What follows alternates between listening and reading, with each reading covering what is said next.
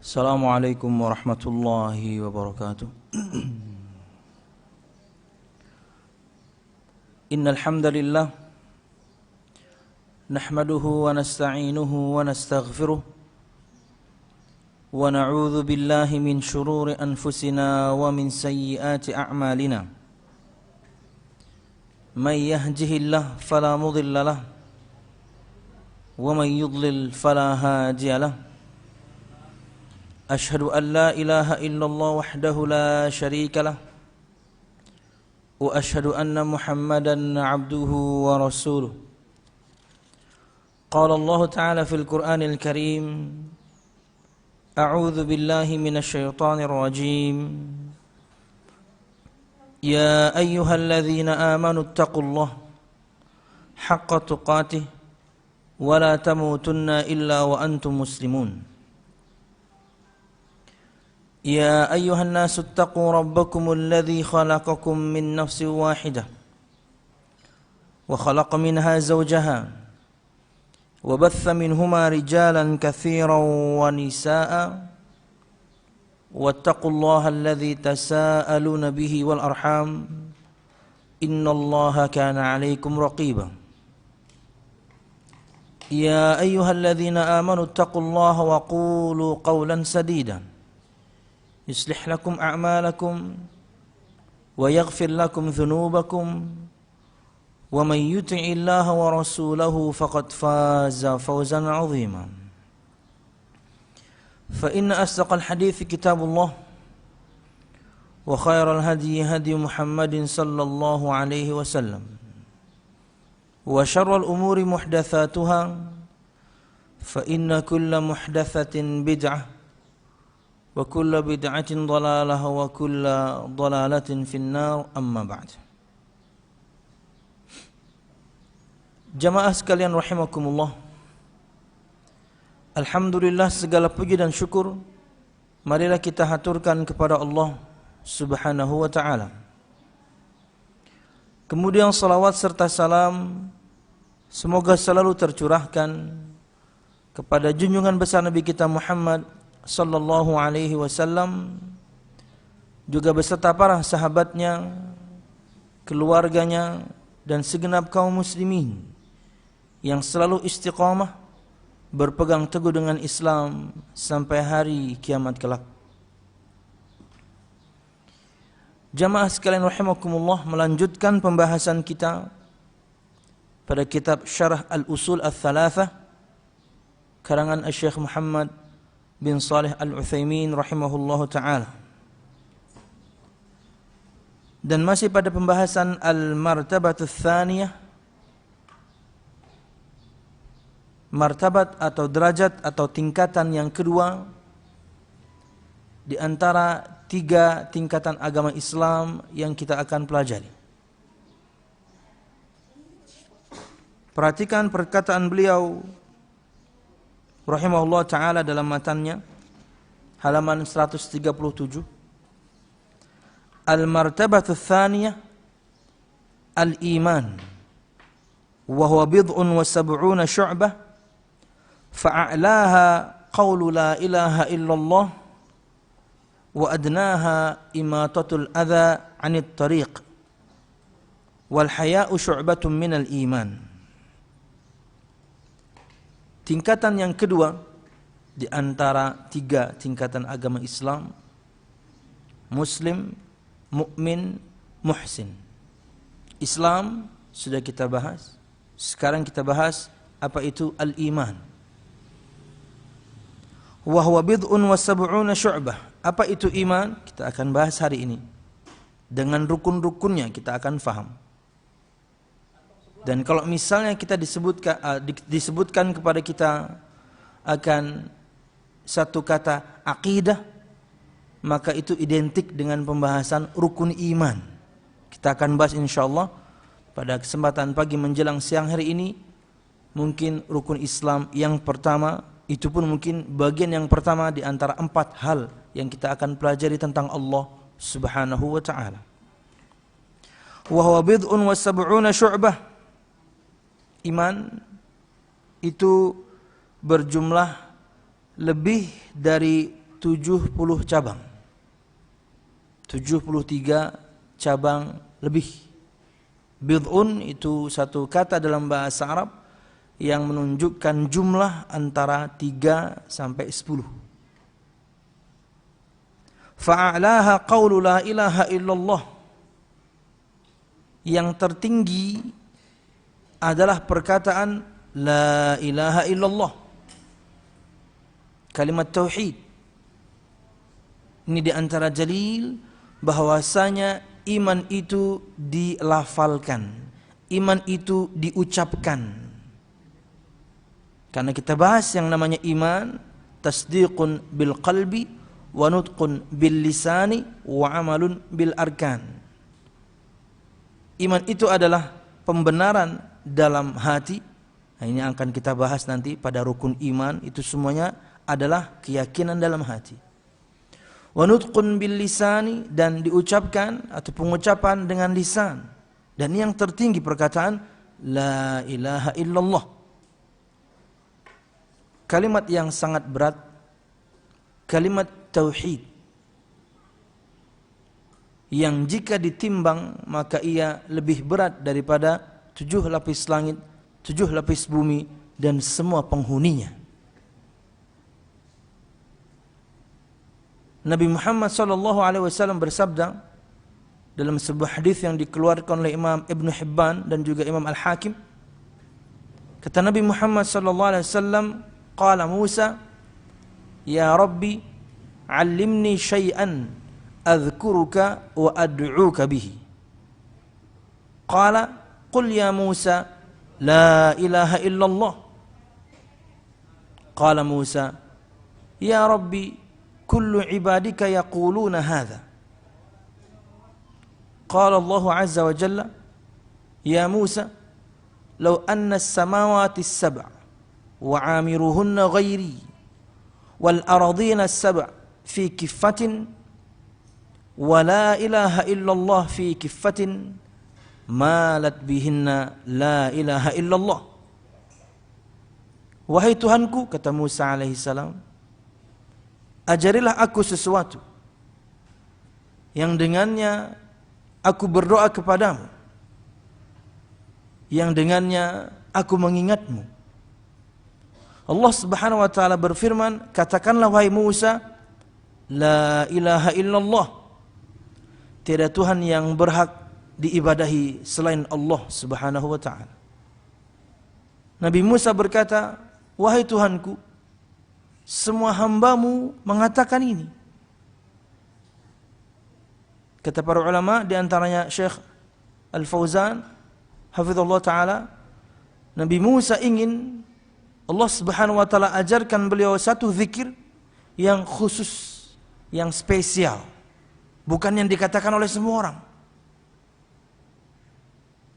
Lalu Allah Subhanahu wa taala menerangkan akan dahsyatnya kalimat ini, akan beratnya kalimat ini, kalimat tauhid, la ilaha illallah.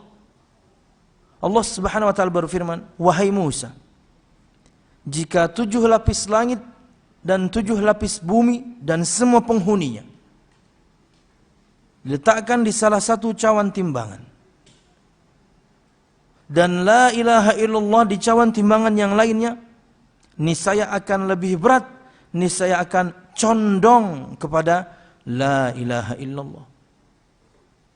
Ini akan menunjukkan akan kalimat yang dahsyat yang dikatakan oleh seorang muslim ketika dia mengucapkan 2 kalimat syahadat. Wallahu a'lam bissawab.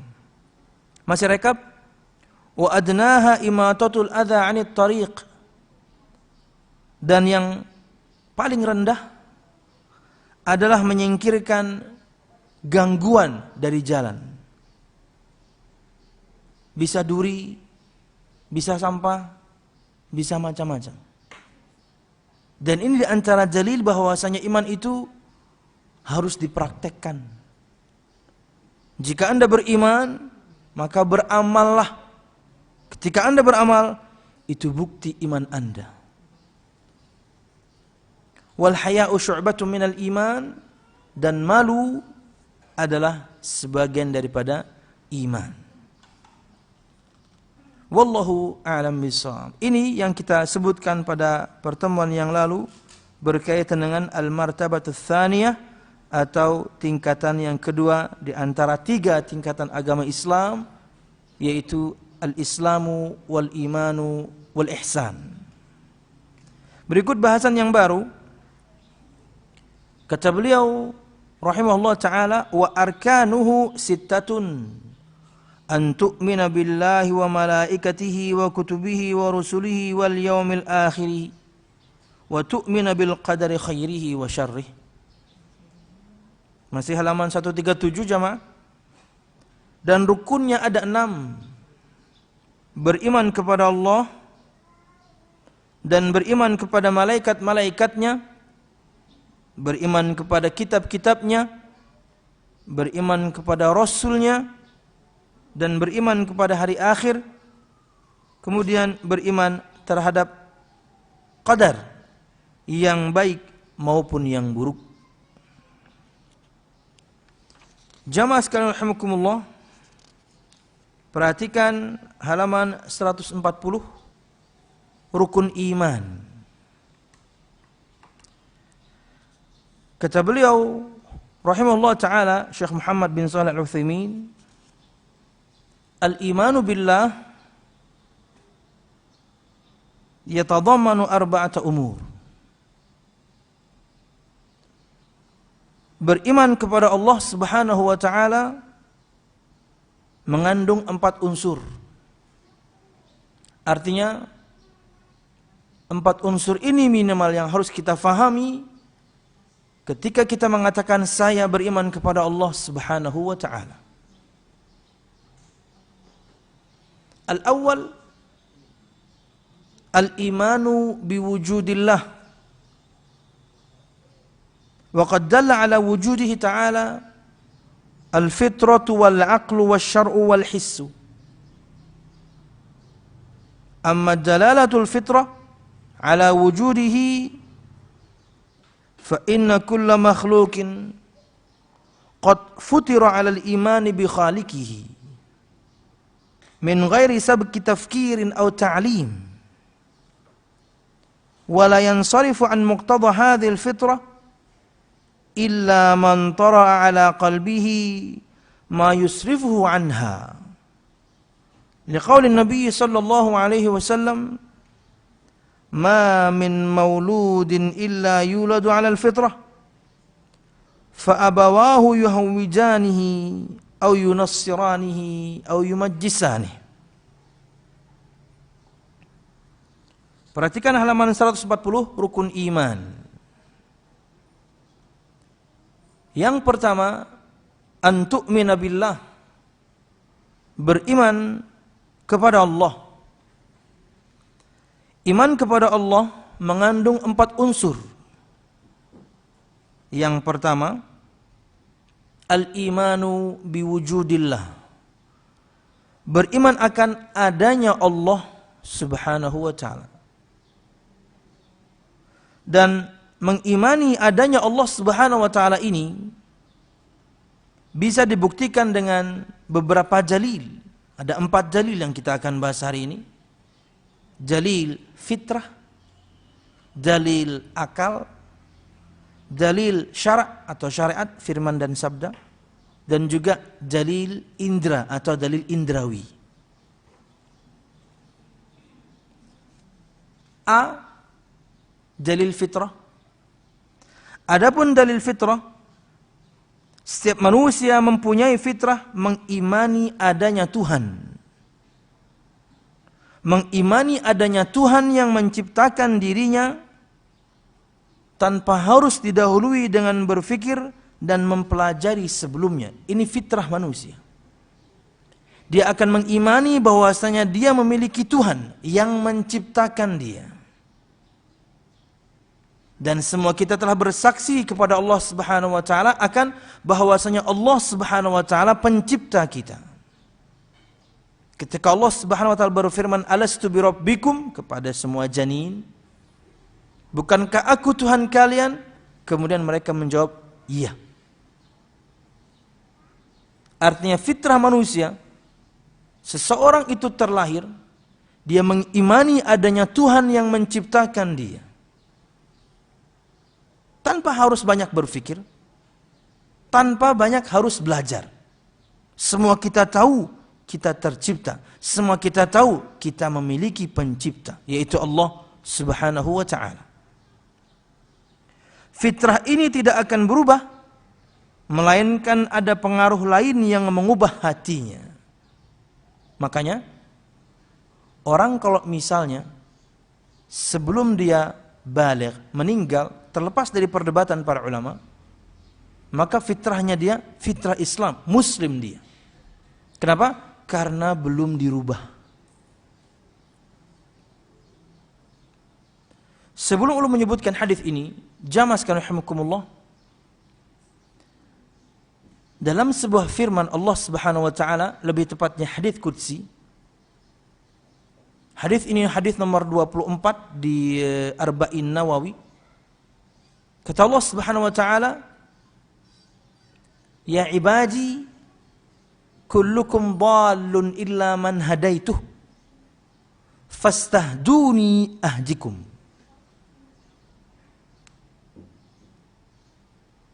Wahai hambaku, semua kalian itu sesat, kecuali orang-orang yang aku berikan dia petunjuk.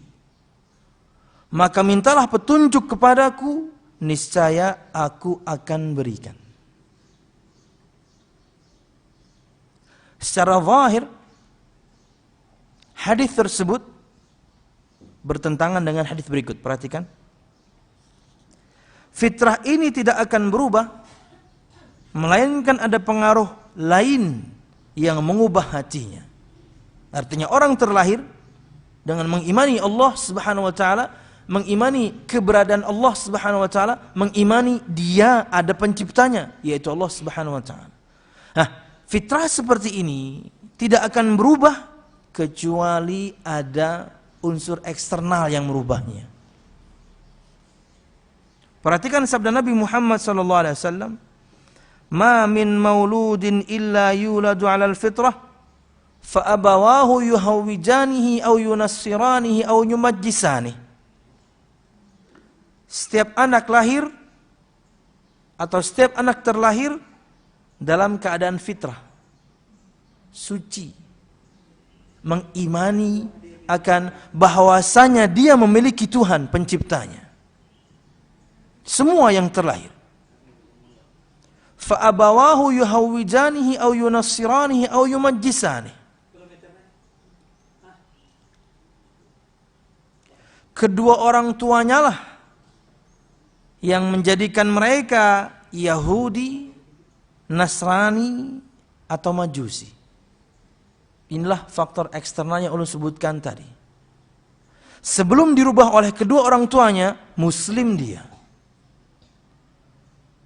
Maka ketika dia dirubah oleh kedua orang tuanya menjadi Yahudi, menjadi Nasrani, atau menjadi Majusi, sesat dia. Baru kita sambung sama hadis yang tadi. Semua kalian sesat ketika sudah disesatkan oleh kedua orang tua kalian. Mintalah hidayah kepadaku, niscaya aku akan berikan. Jadi tidak ada pertentangan sebenarnya, tinggal bagaimana kita mempelajari cara menggabungkan dua hadis yang secara zahir sepertinya memang bertentangan. Jadi kata Allah Subhanahu wa taala, "Wahai hambaku, semua kalian sesat kecuali orang yang aku berikan petunjuk. Maka mintalah petunjuk kepadaku, niscaya aku akan berikan." Sedangkan Nabi Muhammad SAW bersabda, semua anak terlahir dengan fitrah Islam. Kenapa kita tahu terlahir dengan fitrah Islam? Karena Islam tidak disebutkan. Perhatikan, maka kedua orang tuanya lah yang membuat dia jadi Yahudi, Nasrani, atau Majusi, atau Islam. Enggak ada kan? Maka kedua orang tuanya lah yang membuat dia jadi Islam. Enggak ada. Kenapa? Karena basicnya Muslim.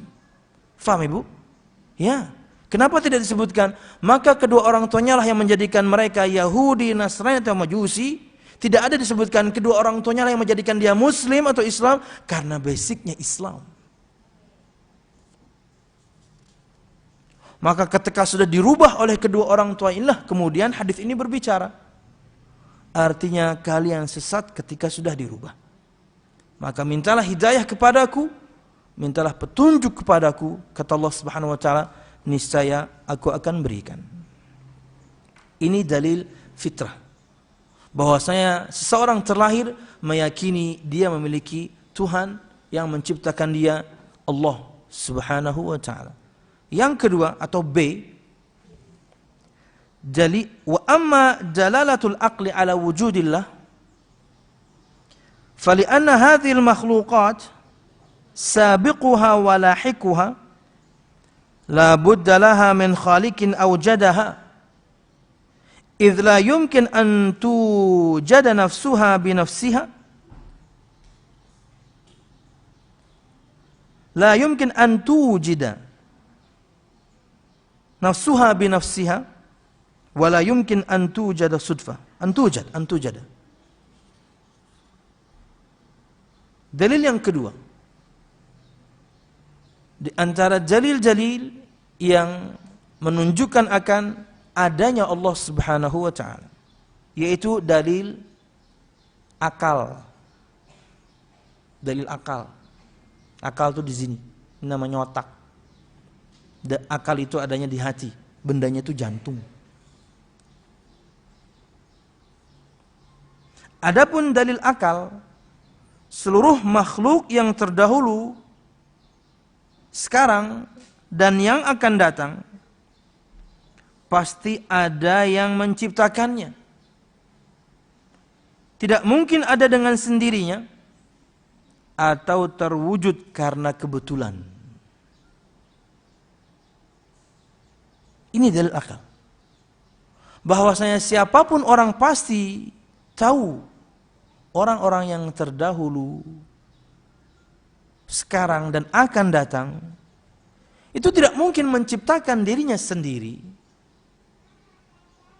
Dan tidak mungkin kemudian ada begitu saja, mesti ada penciptanya.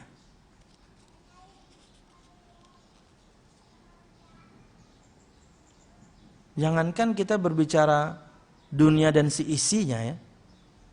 Mungkin hal-hal yang kecil saja kita tidak akan percaya bahwasanya iya ada begitu saja. Ia menciptakan dirinya sendiri. Mesti ada yang membuat, mesti ada yang menciptakan. Sering ulun mencontohkan kepada pian, kayaknya pernah juga ulun contohkan di sini. Ketika misalnya di hadapan Masjid Nabawi gitu ya, semua pian misalnya ikut umroh bareng saya, misalnya amin ya, amin ya. November,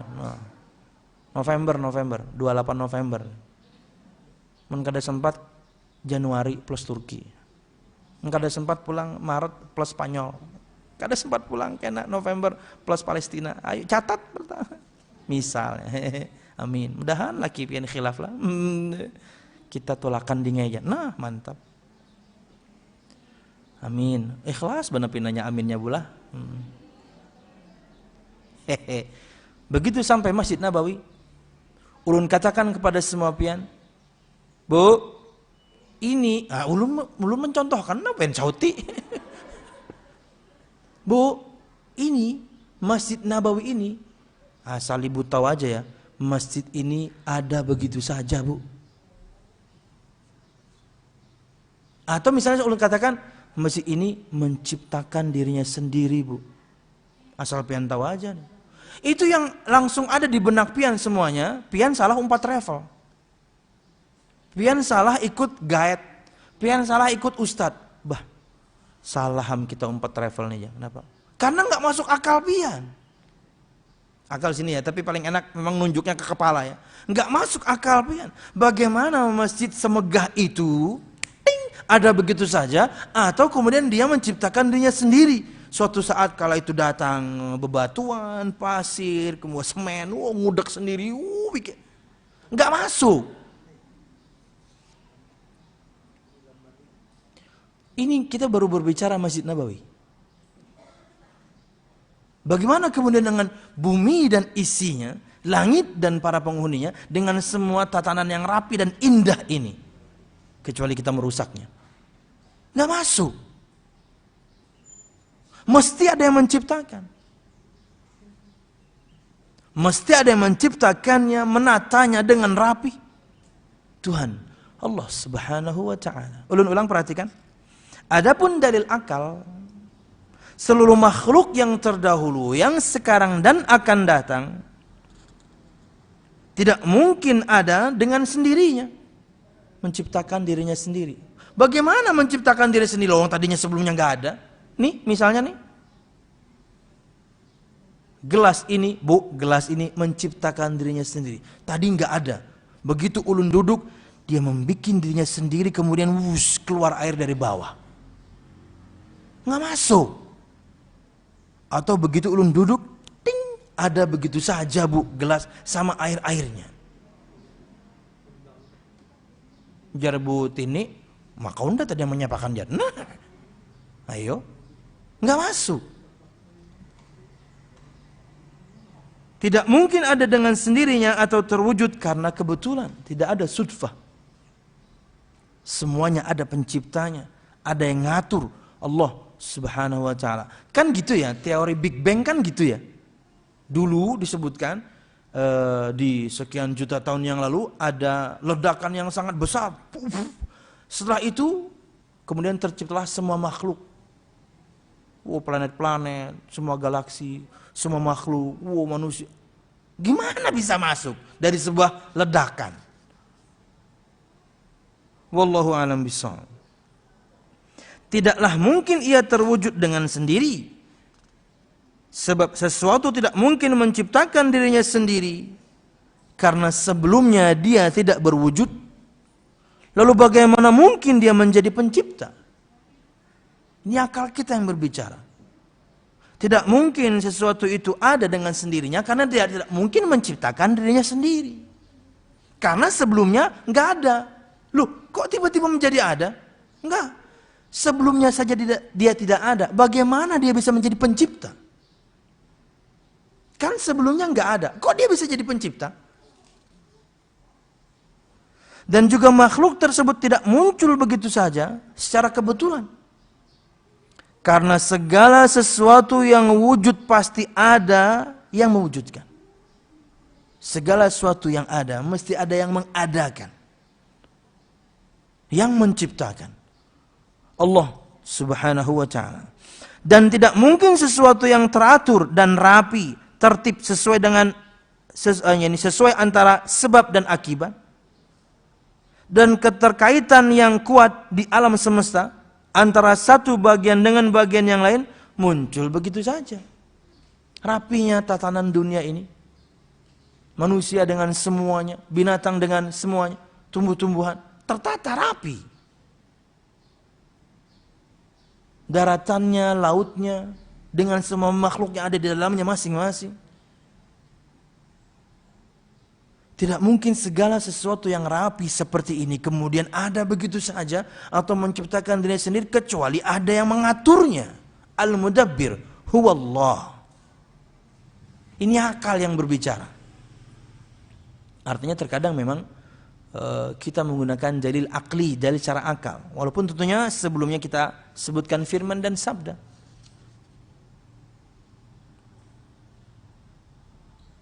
Bagaimana bisa sesuatu ada secara kebetulan tanpa aturan menjadi begitu teratur dan tertata rapi di saat berwujud lalu berkembang? Enggak mungkin. Kecuali sebelumnya ada yang menciptakannya, ada yang mengaturnya, ada yang menatanya luar biasa rapih. Allah Subhanahu wa ta'ala.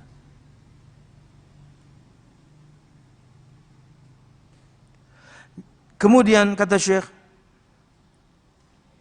jika makhluk tersebut tidak mungkin ada dengan sendirinya, tak mungkin ada secara tiba-tiba, berarti pasti ada yang mewujudkannya. Yang tak lain adalah Allah, Tuhan semesta alam. Inilah dalil akli. Ketika kita tahu bahwasanya tidak mungkin sesuatu itu menciptakan dirinya sendiri, dari tidak ada kok menjadi ada, bahkan jadi pencipta. Ketika sesuatu itu tidak mungkin kemudian ada dengan sendirinya begitu saja, secara tiba-tiba atau kebetulan, maka yakinlah kita bahwasanya segala sesuatu ini ada penciptanya, ada yang mengaturnya, Allah Subhanahu wa ta'ala.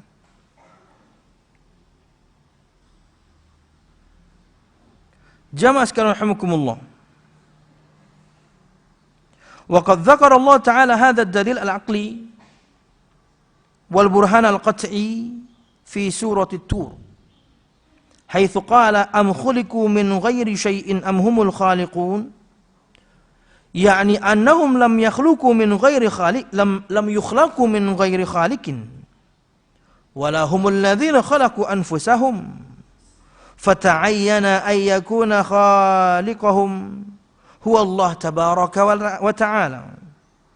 Walihada lamma sami'a Jubair bin Mut'im radhiyallahu anhu Rasulullah sallallahu alaihi wasallam yaqra' surat At-Tur fabalagha hadhihi al-ayah am khuliqu min ghairi syai'in am humul khaliqun am khalaqus samawati wal arda bal la yuqinun am indahum khazainu rabbika am humul musaitirun. Wa kana Jubair yawma idzin musyrikan qala kada qalbi ayatir wa dzalika awwalu ma waqqara al-iman fi qalbi rawahul Bukhari. Perhatikan halaman 141. Kata Syekh, dan Allah telah menyebutkan argumen logika di atas yang kita sebutkan tadi, bahwasanya segala atau semua makhluk yang terdahulu, yang sekarang, yang akan datang mesti ada penciptanya. Karena tidak mungkin sesuatu itu menciptakan dirinya sendiri dari tidak ada kok menjadi ada, atau dia sang pencipta, atau kemudian ada begitu saja secara kebetulan. Karena segala tatanan yang rapi yang kita tahu di alam semesta ini mesti ada yang mengaturnya, mesti ada yang menciptakannya, Allah Subhanahu wa ta'ala. Nah, dalil logika itu, dalil secara akal itu, Allah telah menyebutkan argumen logika di atas, dan dalil qat'inya tak terbantahkan dalam surah At-Tur ayat 35. Allah Subhanahu wa ta'ala berfirman, am khuliqu min ghairi syai'in am humul khaliqun. Apakah mereka diciptakan tanpa sesuatu, ataukah mereka yang menciptakan diri mereka sendiri? Tantangan dari Allah Subhanahu wa ta'ala. Apakah kalian tercipta dari enggak ada asal usulnya? Semua kita ada asal usulnya. Bahwasanya Nabi Adam alaihissalam diciptakan dari tanah, anak keturunannya mimma indafiq, dari air mani yang memancar. Ada asal usulnya. Amhumul khaliqun, atau merekakah sang pencipta, atau mereka menciptakannya sendiri? Tiba-tiba seseorang kemudian ting keluar di pojokan pohon gitu. Enggak ada kan? Jamaah sekalian rahimakumullah, semua kita ada asal usulnya. Hingga kemudian bahkan kita bisa menyebutkan nasab kita kan. Abahku fulan, mamaku fulana, kaiku fulan, niniku fulana. Ada terus. Karena memang ada usul-usulnya dari awal. Ikam lahir di mana? Aku bari keluar dari tanah langsung ya. Nah, siapa yang percaya? Ikam bang jar. Aku bahari itu ingat tuh aku kepompong pang jar. Waktu aku keluar bersayap aku kopo-kopo. Enggak ada. Ikam bang jar. Unda bahari itu tahu jatuh aku dari langit itu gugur ke bumi ini. Superman. Subhanallah. Karena ada asal usulnya. Ini akal kita menerima. Kemudian maksudnya tidak mungkin mereka tercipta tanpa ada yang menciptakan. Dan tidak mungkin mereka mampu menciptakan diri mereka sendiri. Artinya kalian ada asal usulnya. Kalian ada penciptanya. Nah, berikut ada satu cerita. yakni disebutkan di sini, berarti mereka pasti ada yang menciptakan, yaitu Allah Subhanahu wa taala yang Maha Suci. Oleh karena itu, di saat Jubair bin Mut'im radhiyallahu anhu mendengarkan Rasulullah sallallahu alaihi wasallam membaca surah At-Tur, sehingga beliau sampai pada ayat ini, Allah Subhanahu wa taala berfirman, "Am khuliqu min ghairi syai'in am humul khaliqun?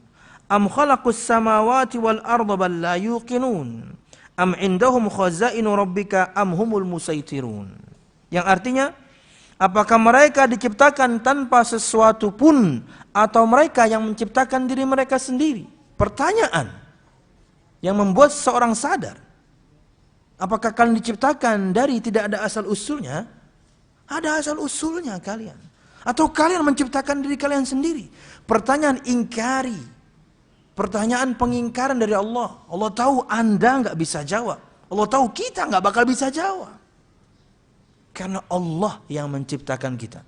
Kemudian, ataukah mereka telah menciptakan langit dan bumi? Tantangannya naik. Apakah kalian diciptakan dari nggak ada asal usulnya? Atau kalian menciptakan diri kalian sendiri? Terdiam semua kita, nggak bisa jawab semua kita, ditimparin lagi dengan pertanyaan yang lain, atau Anda yang ciptakan langit dan bumi? Makin nggak bisa jawab. Ditantang sama Allah Subhanahu wa taala. Sebenarnya mereka tidak meyakini apa yang mereka katakan. Kemudian, ataukah di sisi mereka ada perbendaharaan Tuhanmu atau mereka yang berkuasa? Tahu nggak mereka rahasia Allah SWT? Nggak tahu.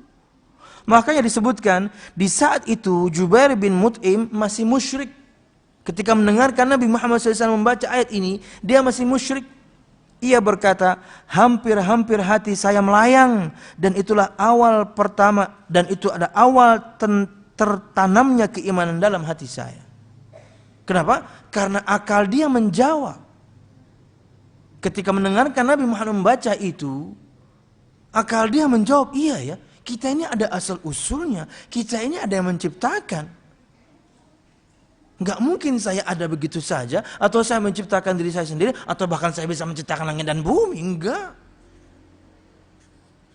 Kala itulah kemudian dia beriman. Makanya jamaah, bukan cuma Jubair bin Mut'im radhiyallahu anhu, banyak juga sahabat yang lain sebelum masuk Islam itu karena mendengarkan Nabi Muhammad SAW membaca Al-Quran. Karena di antara penafsiran Al-Quran, ada tafsir Al-Quran yang difahami oleh orang Arab karena itu bahasa mereka. Mereka langsung faham. Ada tafsir yang dipahami oleh orang Arab karena itu bahasa mereka. Ada tafsir yang dipahami oleh semua orang walaupun cuma lewat terjemahan karena berkaitan dengan ayat-ayat ketuhanan. Ada tafsir yang dipahami oleh para ulama saja karena mereka pewaris para nabi. Ada tafsir yang hanya dipahami oleh Allah Subhanahu wa taala. Semua kita tidak tahu. Contohnya huruf-huruf hijaiyah yang terputus-putus di awal-awal surah, hanya Allah yang tahu maknanya. Alif lam mim, alif lam ra, yasin, toha. Nabi Muhammad pun tidak berani menafsirkan. Tapi poin pertama ini loh. Ada tafsir, kata Abdullah bin Abbas radhiyallahu anhu, ada tafsir yang difahami oleh orang Arab karena itu bahasa mereka.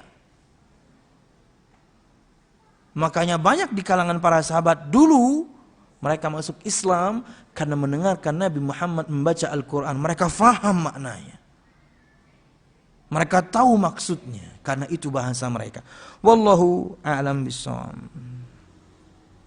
Kemudian kata Syekh, wa linadrib mathalan yuwaddihu dhalik. Fa innahu law haddathaka syakhsun an qasrin mushayyad ahatat bihi al-hada'iq wa jarat bainaha al-anhar wa muli'a bil furushi wal asirrah wa zuyyina bi anwa'iz zinah min muqawwamatihi wa mukammilatihi wa qala laka inna hadzal qasr wa ma fihi min kamalin qad awjada nafsahu aw wujida hakadha sudfah biduni mujidin labadarat ila inkari dhalika wa takdhibih wa addadta hadithahu safahan min al-qawl afayajuzu ba'da dhalika ay yakuna hadzal kaun al-wasi' bi ardihi wa sama'ihi wa aflakihi wa ahwalihi wa nizamihi al-badi' al-bahir qad awjana nafsahu aw wujida sudfah biduni mujid. Perhatikan halaman 142. Lebih jelas kita ambil satu contoh. Sebenarnya contohnya kurang lebih seperti yang ulun terangkan berkaitan dengan Masjid Nabawi tadi. Tapi ini yang ditulis oleh Syekh. Seandainya ada seorang yang memberitahu Anda bahwa ada sebuah istana sangat megah yang dikelilingi taman. Terdapat sungai yang mengalir di sekitarnya. Di dalamnya penuh permadani, perhiasan, dan ornamen-ornamen indah. Lalu orang tersebut berkata kepada Anda, istana yang lengkap ini beserta semua isinya ada dengan sendirinya atau muncul begitu saja tanpa ada yang membangunnya. Gimana tuh? Istana ini dengan kesempurnaan yang dia miliki, dengan keindahan yang semua dia miliki, ini ada begitu saja.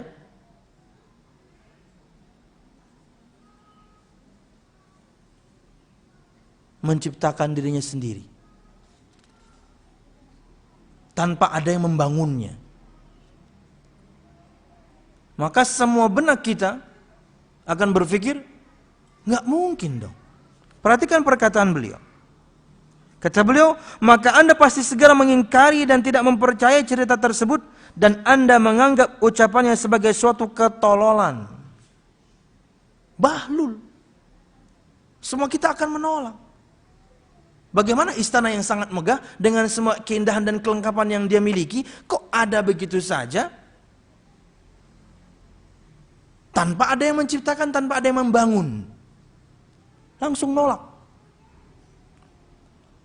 Lalu apa mungkin alam semesta yang begitu luas, yang dilengkapi dengan bumi, langit, bintang, planet, dan tertata rapi, muncul dengan sendirinya atau muncul tiba-tiba tanpa ada yang menciptakannya?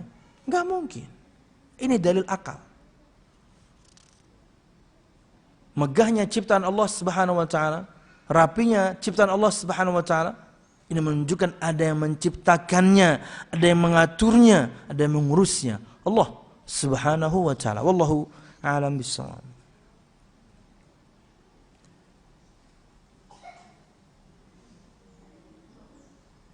Kemudian dalil yang ketiga, C ya di sini disebutkannya. Dalil syar'i. Kata Syekh,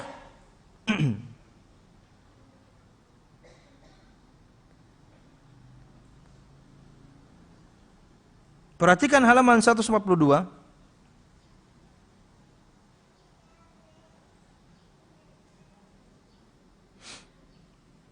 Adapun dalil syar'i yang menunjukkan adanya Allah Subhanahu wa taala adalah seluruh kitab samawi membicarakan tentang adanya Allah.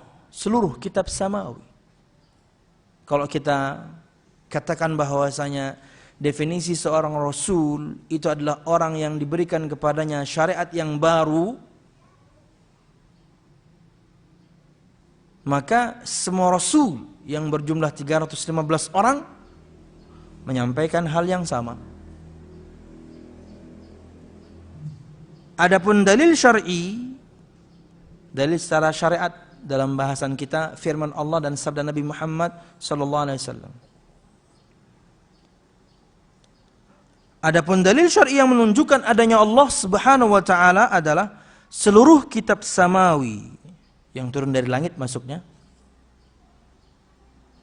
membicarakan tentang adanya Allah. Demikian pula hukum serta aturan dalam kitab-kitab tersebut yang mengatur kehidupan demi kemaslahatan manusia, menunjukkan bahwa kitab-kitab tersebut yang terbaik bagi hambanya. Kitab tersebut menceritakan kejadian alam yang dibenarkan oleh kenyataan. Hal itu menunjukkan bahwa ia berasal dari Tuhan yang Maha Kuasa mewujudkan isi berita tersebut. Semua yang ada dalam Al-Quran, yang Allah Subhanahu wa taala sampaikan dan disampaikan kepada kita oleh Nabi Muhammad SAW, semuanya sesuai, semuanya sama persis seperti yang Allah Subhanahu wa taala firmankan. Artinya yang bisa mewujudkan itu semuanya mestilah yang berhak untuk disembah. Rapinya hukum-hukum Allah Subhanahu wa taala dalam Al-Qur'an menunjukkan bahwasanya yang memfirmankannya adalah yang maha berhak untuk disembah, Allah Subhanahu wa taala. Jamaah sekalian rahimakumullah, tentunya dari firman Allah Subhanahu wa taala juga sabda Nabi Muhammad SAW, yakni terlalu banyak. Bahkan kalau pian buka Al-Quran cetakan Madinah, itu dalam setiap halamannya minimal ada 20-an kata Allah, lafzul jalalah Allah, atau kemudian asma dan sifatnya, Ghafur Rahim, Sami, Alim dan sebagainya. Karena inti Al-Quran itu al-imanu billah. Kata para ulama di antaranya Syekh Dr. Umar Sulaiman Al-Ashqar, inti Al-Quranul Karim itu iman kepada Allah Subhanahu wa taala. Tidak Anda dapati dalam satu halamannya kecuali minimal Anda akan dapatkan 20 atau lebih lafzul jalalah Allah atau kemudian asma dan sifatnya, yang menerangkan akan detail hukum, menceritakan hal-hal yang telah terjadi dan akan datang. Jamaah sekalian rahimakumullah, yang disebutkan Al-Quranul Karim, rapinya tatanan hukum Allah Subhanahu wa taala menunjukkan bahwasanya yang memfirmankannya, yang berucap dengannya adalah yang maha berhak untuk disembah. Karena semuanya pas cocok dengan kenyataan yang ada. Makanya kalau pian sering nonton TV Roja ya, di breaknya itu biasa disebutkan firman Allah, "Lau kana min indi ghairillah, lau kana min indi ghairillah, lawajadu fihi ikhtilafan katsira." Kalau seandainya Al-Qur'an bukan dari sisi Allah, bukan firman Allah, bukan kalamullah, sungguh mereka akan dapatkan di dalamnya begitu banyak perselisihan. Tapi tidak pernah ada yang bisa kemudian ini menunjukkan satu pun kesalahan dalam isinya. Dan tidak ada seorang pun yang kemudian berusaha untuk merubah isinya kecuali mesti ketahuan. Karena Allah yang berfirman, "Inna nahnu nazzalna dzikra wa inna lahu lahafizun." Sesungguhnya kamilah yang menurunkan Al-Qur'an ini dan kamilah yang akan menjaganya. Dari penambahan, dari pengurangan, dari macam-macam. Allah yang menjaganya. Bahkan jika seorang berusaha merubah harokatnya aja mesti ketahuan. Dengan cara Allah Subhanahu wa taala menjaga Al-Quran sampai nanti di akhir zaman Allah akan cabut dari semua mushaf, dari semua kertas yang kita kenal sekarang, dan dari semua hati para penghafal Al-Quran. Dalam satu malam selesai. Tapi sebelum itu Allah Subhanahu wa taala akan menjaganya. Jamaah sekalian rahimakumullah. Kemudian dalil yang keempat atau D di antara dalil-dalil yang menunjukkan akan adanya Allah Subhanahu wa taala adalah dalil indrawi. Adapun dalil indrawi yang menunjukkan adanya Allah terdapat dua hal. Pertama, kita sering mendengar dan menyaksikan orang-orang yang dikabulkan doanya. Bahkan mungkin Anda merasakan Anda pernah dikabulkan doa Anda. Spesifik Anda meminta kepada Allah sesuatu. Hanya Anda yang tahu permintaan ini. Karena Anda memintanya betul-betul di dalam salat Anda, bahkan mungkin Anda menyebutkannya hanya dalam hati. Bersendirian Anda, salat tahajud Anda, kemudian Anda meminta kepada Allah sesuatu. Dan tak taunya bisa cepat bisa lambat Allah kabulkan dengan caranya. Padahal cuman Anda yang minta, cuman Anda yang tahu. Jadi bukan lagi kemudian kita mendengar dan menyaksikan orang dikabulkan doa, kita merasa kita dikabulkan doa.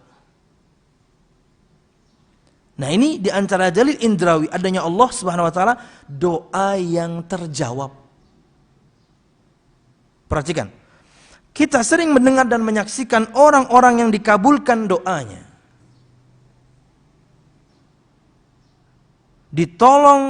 Ditolongnya orang-orang yang sedang menghadapi kesulitan. Ini menjadi bukti-bukti kuat adanya Allah Subhanahu wa taala. Iya dong. Ketika diminta, kemudian dijawab. Adanya jawaban, buktinya memang ada yang menjawab. Dan itu bukti adanya Allah Subhanahu wa taala. Makanya jamaah, kita bisa mengimani Allah Subhanahu wa taala yang gaib untuk kita. Kita tidak pernah melihatnya, insyaallah nanti akan melihatnya di surga, amin. Tapi kita bisa mengimani kenapa? Karena permintaan kita, doa kita terkabul. Ada yang sudah, mungkin ada yang belum. Tapi ketika semua kita insyaallah merasakan, ketika doa itu terjawab, berarti betul-betul ada yang maha mendengar di sana. Dan kemudian menjawab doa kita. Allah Subhanahu wa ta'ala, Allahnya itu ada. Inilah yani hal yang pertama yang harus kita imani dari Allah Subhanahu wa ta'ala, Allahnya itu ada. Karena doa kita dijawab, kita bisa saksikan, kita bisa bahkan mungkin rasakan bahwasanya permintaan kita terkabulkan.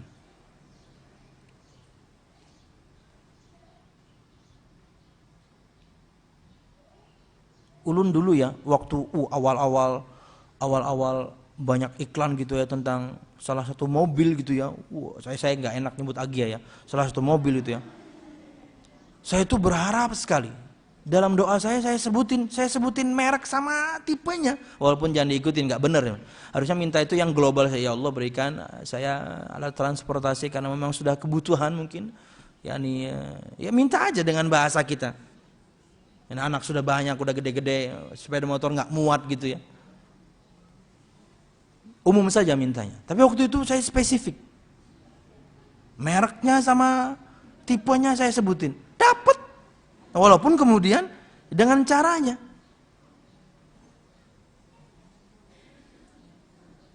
Wallahu a'lam bishawab. Tidak pernah terbayangkan kemudian kok sampai bisa beli. Kemudian mencicilnya dan lunas. Pakai asot, lunas. Alhamdulillah sudah lunas. Nyaman mana dikendarai mobil sudah lunas nih. Aduh, mun masih kredit itu kayak apa gitulah. Tegawil orang sedikit. Aduh. Mun sudah lunas nih ranjahakan kan enggak apa-apa. Kada kayak itu jualah. Jamaah sekalian rahimakumullah. Kita sering mendengar dan menyaksikan orang-orang yang dikabulkan doanya. Ditolongnya orang-orang yang sedang menghadapi kesulitan. Ini menjadi bukti-bukti kuat adanya Allah Subhanahu wa ta'ala. Perhatikan firman Allah surah Al-Anbiya ayat 76. Wa Nuhan idh nada min qablu fastajabna lah. Dan ingatlah kisah Nuh sebelum itu. Ketika dia berdoa dan kami memperkenankan doanya. Dan doa juga Nabi Muhammad SAW. Kita akan bahas beberapa dalil, di antaranya doa Nabi Muhammad sallallahu alaihi wasallam. Oke. Sekarang kita bahas. Surah Al-Anfal ayat 9. Allah Subhanahu wa taala berfirman, "Ittastaghitsuna rabbakum fastajaba lakum anni mumiddukum bi alfin minal malaikati murdifin" ila akhir ayat. Cerita tentang perang Badar. Kaum muslimin kala itu 300 sekian belas orang saja jumlahnya. Tahun kedua Hijriah. Tapi kaum kafirin musyrikin 1000 atau bahkan lebih. Artinya minimal satu orang harus lawan 3 kan? Loh, 1 lawan 1 aja belum tentu menang. Harus lawan 3. Atau bahkan mungkin lebih. Artinya secara hitung-hitungan di atas kertas, kalah dong harusnya kaum muslimin. Karena jumlah udah kalah. Nabi Muhammad SAW berdoa. Kalau boleh kita istilahkan dengan doa yang mentok. Kata beliau SAW, "Ya Allah, tolong kami hari ini. Jika engkau tidak tolong kami hari ini, engkau tidak pernah akan disembah selamanya." Mentok banget doa sallallahu alaihi wasallam. Minta pertolongan pokoknya. Apa? Di atas kertas kami kalah ini. Turun ayat ini. Ingatlah ketika kamu memohon pertolongan kepada Tuhanmu, lalu diperkenankannya bagimu. Allah jawab. Doa yang dijawab, buktinya ada yang jawab. Siapa? Allah Subhanahu wa ta'ala. Anni mumiddukum bi alfin minal malaikati murdifin, bahwasanya aku kata Allah Subhanahu wa taala akan berikan kalian bala bantuan dengan 1000 malaikat Allah Subhanahu wa taala. Subhanallah. Bahkan ya, di antara cerita sebagian para sahabat yang kala itu ada di barisan orang-orang musyrikin, kemudian akhirnya masuk Islam dalam Sahih Muslim, dialah yang menceritakan bagaimana kala itu jumlah kaum muslimin banyak. Padahal mereka cuma 300 sekian belas. Siapa sisanya? Malaikat Allah.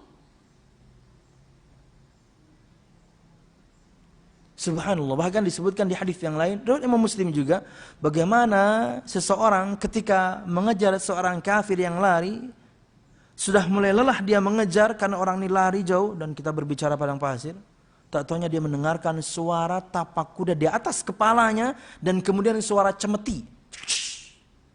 Dan dia lihat orang yang dia kejar terbelah menjadi 2. Sahih Muslim.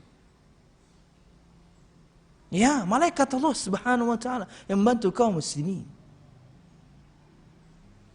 Bahasan kita adalah doa Nabi Muhammad kala itu. Beliau minta dan kemudian dijawab. Doa yang dijawab, doa yang terjawab menunjukkan adanya Allah Subhanahu wa taala yang menjawab doa tersebut karena Allah Maha mendengar. Pian rasakan ini. Bukan lagi pian menyaksikan atau tahu ada orang lain terkabul doanya, tapi pian rasakan ini, adanya Allah Subhanahu wa taala. Disebutkan dalam sebuah riwayat, ini doa Nabi Muhammad yang lain. Dalam Sahih Al-Bukhari dari Anas bin Malik radhiyallahu anhu disebutkan, seorang badui yang hadir dalam salat Jumat, tatkala Nabi Muhammad SAW sedang khutbah, dia berkata, "Wahai Rasulullah, harta telah musnah dan keluarga kelaparan. Maka berdoalah kepada Allah untuk kami." Lalu beliau mengangkat tangan dan berdoa, di antara dalil doa mengangkat tangan. Setelah itu bergeraklah mendung di atas laksana gunung. Artinya Nabi Muhammad ketika berdoa itu sudah langsung mendung aja tuh.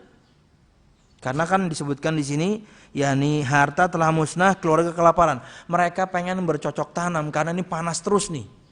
Mereka perlu hujan. Kemudian Nabi Muhammad SAW mengangkat tangannya, berdoa kepada Allah Subhanahu wa taala. Dan ketika beliau berdoa, itu mendung sudah, bahkan kalau bisa kita terjemahkan, awan menggumpal sudah berkumpul di atas kepala beliau sallallahu alaihi wasallam. Setelah itu bergeraklah mendung di atas laksana gunung. Udah gelap aja tuh. Sebelum beliau turun dari mimbar, saya melihat air hujan membasahi jenggotnya. Bayangkan, belum selesai Nabi Muhammad khutbah, udah hujan. Minta, langsung dijawab. Mungkin ada yang bertanya atau berpikir, itu kan Nabi. Kan semua kita juga pernah melakukan atau merasakan. Terkadang baru minta dalam waktu dekat, kemudian Allah Subhanahu wa taala jawab.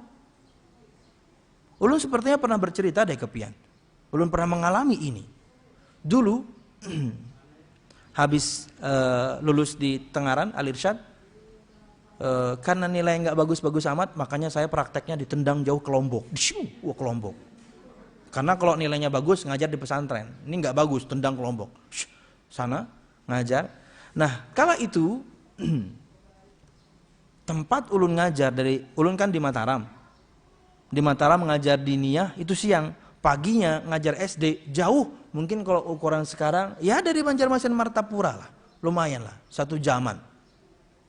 Nah, alhamdulillah kala itu ulun punya sepeda motor cowok, sepeda motor laki. Kemudian begitu sampai sana tujuan pengen ngajar, sepeda motornya dipinjem sama adik salah seorang, yakni dewan guru yang lain. Tat, minjem Tat, oh silakan bawa, ini STNK-nya, dibawa sama dia. Pergi ke kota, naik delman istimewa, aku duduk di muka. Bukan, dia naik sepeda motor ya, dibawa. Ulun ngajar biasa, Begitu menjelang zuhur, yani selesai, kemudian dia datang ini dengan muka, yani bermuka masam ya, abasa wa tawalla, bermuka masam. Kenapa akhi? Anu Tat, kenapa? STNK-nya hilang katanya. Waduh, waduh gimana? Kan jauh. Waktu itu juga sama seperti sekarang lagi musim-musimnya razia. Gimana saya bisa pulang, STNK-nya hilang. Nah, kemudian adzan berkumandang, akhirnya ya udahlah kita sholat dulu aja lah, nanti gampang pikirin gimana, kayak mau naik angkot, kayak pokoknya pulang ke Mataram. Sholat, nah di sholat itulah ulun minta, tapi ini jangan dicontoh juga ya, ini nggak tepat. Tapi waktu itu saya nggak tahu hukumnya, Doa ngotot itu nggak boleh. Jadi doa sambil main barbel itu nggak boleh, ngotot. Jadi ulun minta, ya Allah, di dalam sujud saya tuh, ya Allah, betul-betul kalimatnya seperti ini, kembalikan STNK saya. Saya pengen pulang ini. Buktikan engkau ada, bayangin kurang ajarnya doa saya. Tapi saya nggak tahu waktu itu hukumnya, nggak boleh detail seperti itu. Atau maksa pengen cepet tuh nggak boleh. Yustajabu li ahadikum ma lam ya'jal. Akan dijawab doa siapapun di antara kalian, asal jangan buru-buru. Saya kan belum paham ya. Namanya juga baru lulus pesantren ya. Waktu itu juga masih imut-imut, Bu. Sekarang amit-amit ya. Ya pokoknya waktu itu saya masih punya rahang, sekarang udah nggak ada ya. Rambut saya panjang belah tengah. Tapi purici. Kemudian oke, ya Allah, kembalikan STNK saya. Buktikan engkau ada. 2 kalimat ini saya ulang-ulang setiap sujud. Selesai sholat zuhur, oke, zikir biasa. Ketika sholat ba'diyahnya, sunnahnya pun sama. Di 2 rakaat itu saya doanya begitu setiap sujud. Ya Allah, kembalikan STNK saya. Buktikan engkau ada. Bayangin, syukur malaikat tuh nggak ada yang marah ya. Ini orang kurang ajar. Doanya kok maksa banget. Saya nggak paham. Saya pengen pulang.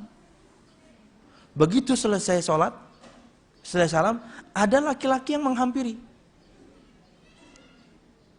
Nah, kala itu jamaah, kala itu memang sepeda motor lakinya itu untuk di kampung tersebut ya mungkin satu-satunya, karena di kampung sekali.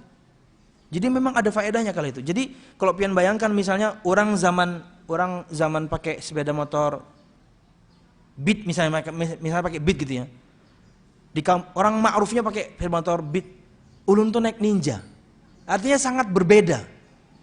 Dan di zaman itu taunya yakni begitu orang itu mendekati, Mas yang kehilangan STNK ya? Itu belum ulun jawab iya, itu ulun sudah langsung sujud karena saya yakin ini yang bawa STNK. Ingat Bu, saya kan doanya barusan.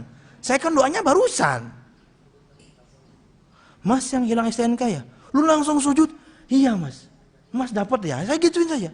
Iya nih, saya tadi nemu di jalan. Waduh, luar biasa. Kenapa? Saya kan doanya baru hitungan detik kan berarti saya mintanya itu.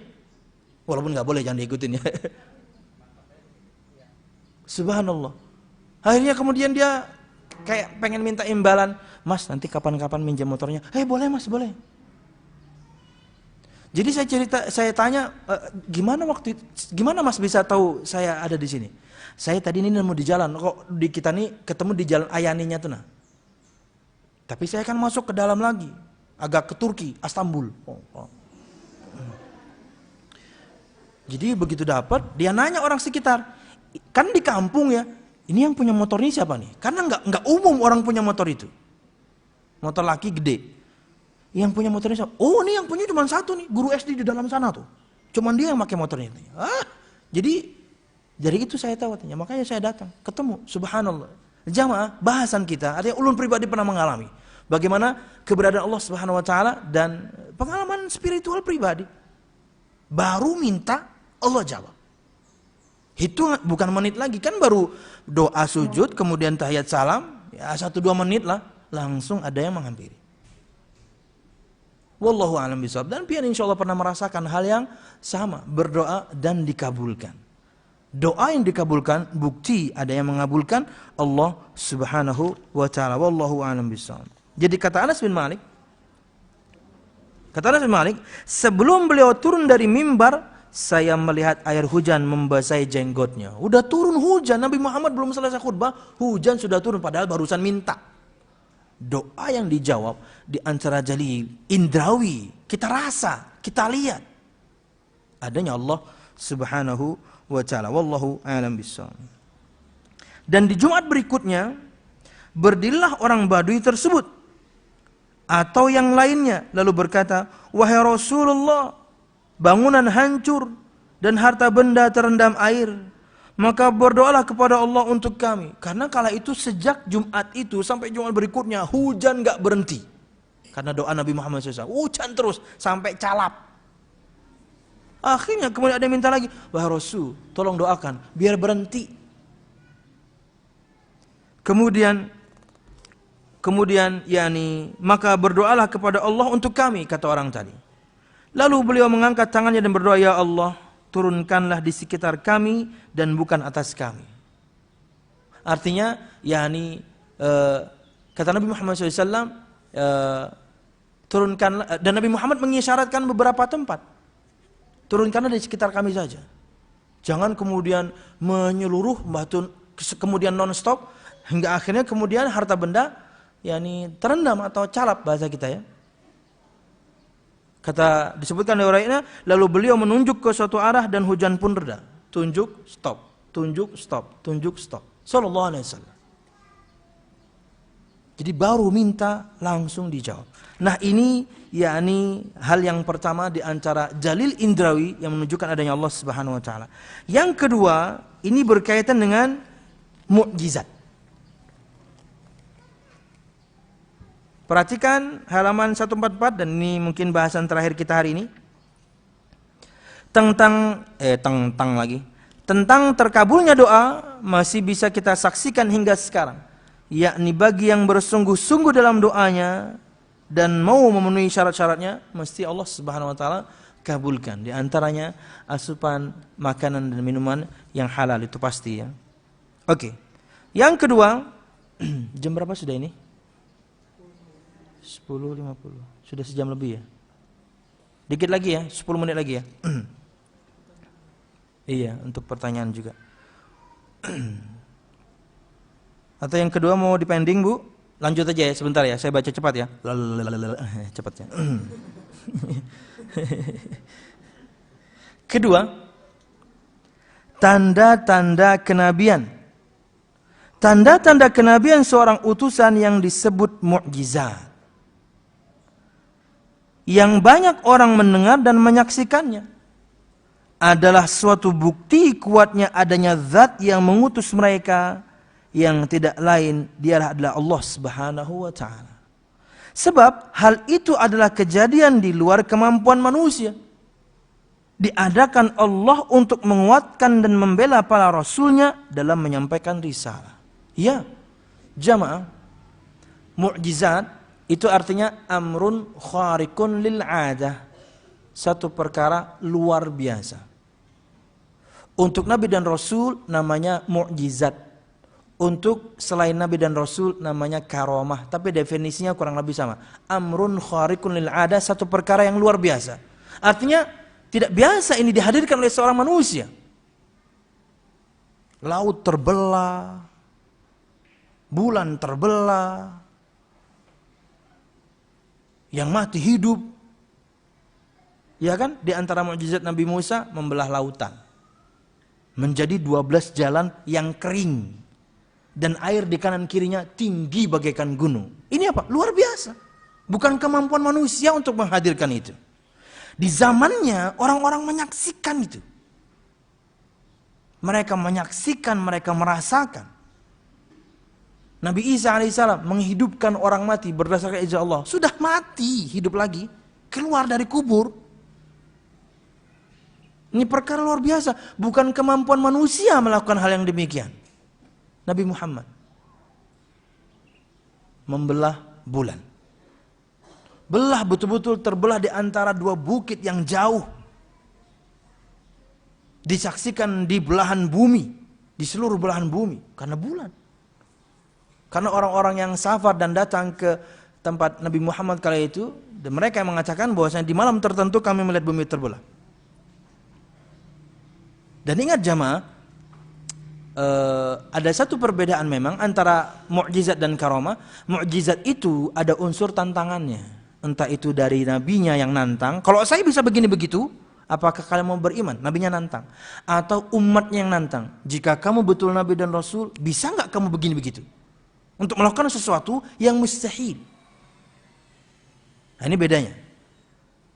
Nabi Muhammad kala itu tentunya ditantang, dan beliau hanya mengisyaratkan tangannya, menunjuk dengan telunjuknya ke bulan, dan terbelah menjadi dua. Disebutkan di awal surah Al-Qamar, iqtarabatis sa'atu wan syaqqal qamar, telah dekatlah hari kiamat dan terbelahlah bulan. Kapan? Di zaman Nabi kita Muhammad sallallahu alaihi wasallam. Orang-orang di zaman itu menyaksikan dengan mata kepala mereka bahwasanya tidak mungkin Nabi ini yang menghadirkan, kecuali adalah zat Allah Subhanahu wa taala yang memberikan kepada mereka ini untuk menguatkan dakwah Nabi dan Rasul ini. Wallahu alam bisawab. Itu kurang lebih ya, contoh yang ulun rangkum dari ayat-ayat yang disebutkan oleh Syekh di sini tentang mukjizat Nabi Musa membelah lautan, mukjizat Nabi Isa menghidupkan yang mati, dan mukjizat Nabi kita Muhammad SAW adalah yakni dengan membelah bulan. Tanda-tanda, perhatikan 145, tanda-tanda yang secara nyata bisa disaksikan panca indera ini diberikan Allah untuk menguatkan dan memenangkan para rasulnya, dan itu merupakan bukti kuat adanya Allah Subhanahu wa taala. Karena mereka tidak bisa menghadirkan itu dengan kemampuan mereka sendiri kecuali Allah Subhanahu wa taala. Wallahu a'lam bissawab. Ini yang bisa saya sampaikan jamaah, mudah-mudahan bermanfaat. Salah dan khilaf, mohon maaf. Mudah-mudahan kajian kita diberkahi Allah Subhanahu wa taala. Dan inilah 4 dalil adanya Allah Subhanahu wa taala, rukun iman. Yang pertama, beriman kepada Allah. Tentunya masih banyak hal yang harus kita imani berkaitan dengan Allah Subhanahu wa taala. Ini hanya poin pertamanya saja. Baik, ada pertanyaan? Barakallahu fikum ust. Ya, ust. UST soalnya. Barakallahu fikum ust. Apa yang harus dilakukan jika suami tidak beriman dari awal nikah sampai sekarang tidak suka dengan Islam? Sekarang suami sudah umurnya kurang lebih 70 tahun. Bolehkah saya meninggalkan beliau karena sudah tidak nyaman lagi beribadah di rumah? Dulu bertahan demi anak-anak, sekarang anak-anak sudah dewasa, dan beliau tetap tidak mau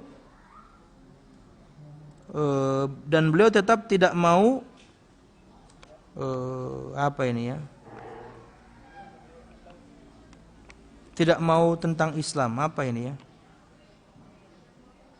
Ya begitulah kurang lebih ya. Yang jelas yakni jamaah sekalian rahimakumullah, jika suami tidak beriman, maka harusnya dari pertama Anda tidak layak dinikahi oleh orang yang tidak beriman. Ini perlu keterangan memang. Tidak beriman maksudnya gimana nih? Apa dia memang dari pertama non muslim? Atau Islamnya hanya KTP? Semua kewajiban dia tinggalkan. Jangankan semua kewajiban dia tinggalkan, sholat saja dia tinggalkan, Anda boleh minta cerai. Karena akhlak dia buruk sama Allah Subhanahu wa taala. Kalau dari pertama dia tidak beriman, basicnya memang non muslim, Anda basicnya tidak boleh dinikahi oleh non muslim. Hai komunitas muslimah, haram muslimah dinikahi non muslim, nggak boleh, mutlak. Lain dengan seorang muslim menikahi wanita non muslim, ada bahasan, ada perdebatan. Tapi muslimah dinikahi non muslim, mutlak nggak boleh. Bahkan permisalan dari Allah Subhanahu wa taala, hamba sahaya, budak, hitam, keriting, jelek, pesek. Anda silakan sebutkan sifat jelek untuk seorang budak. Lebih baik dibandingkan seorang kafir yang menakjubkan, tinggi, putih, hidung mancung, rambut lurus, kayak artis Korea lah. Tapi dia kafir, budak ini lebih baik. Bayangkan permisalan Allah Subhanahu wa taala. Enggak boleh muslimah dinikahi oleh non muslim. 2, jika dia Islam tapi semua kewajiban dia tidak lakukan, boleh setelah Anda nasihati. Mas, pian ini muslim, ada kewajiban sholat. Ada kewajiban puasa, ada kewajiban banyak. Kalau dia tidak melakukannya karena malas, dia tidak keluar dari Islam. Kalau dia tidak melakukannya karena mengingkari hukumnya, basicnya keluar dari Islam setelah ditegakkannya hujjah. Maka Anda berhak untuk lepas sejak itu. Masya Allah, Anda bersabar sampai 70 tahun. Wallahu a'lam bishawab. Maka jika pertanyaan ingin pisah, boleh. Boleh. Ini salah satu di antara 3 persyaratan bolehnya seorang wanita khulu atau gugat cerai kepada suaminya. 1, jika akidahnya berubah. 2, jika akhlaknya berubah kepada Allah atau kepada manusia. Kepada Allah enggak taat lagi, dulu taat. Kepada manusia sudah kocok arisan kah? Iya. Oke. Kepada Allah akhlaknya buruk. Di antaranya mungkin tidak salat lagi. Kepada hamba mungkin akhlaknya buruk, entah tidak menafkahi lagi atau main pukul sekarang.